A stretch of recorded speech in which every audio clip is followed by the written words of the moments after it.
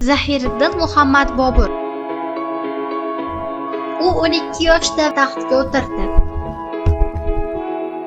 Samarqandni egalladi, ammo uni saqlab qolishga xalqning madadi yetmadi.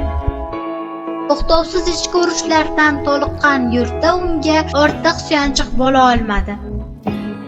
Bobur 300 navkari bilan Hisor tog'lari orqali Afg'onistonga yo'l oldi va Kobulni zabt etdi. 1526-yilda Panipat maydonida Dehli sultoni Ibrohim Lodiyning 100 ming askarini atigi 12 ming kishi bilan tor-mor qildi. Shu zafar bilan Hindistonga 3,5 asrlik hukmronlik poydevorini qo'ydi.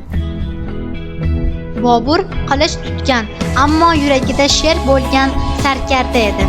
U 47 yoshda Agrada vafot etdi.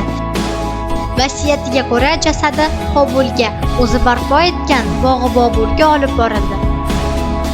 Zahiriddin Muhammad Bobur qilich tutgan shoir, sher yutgan sarkarda.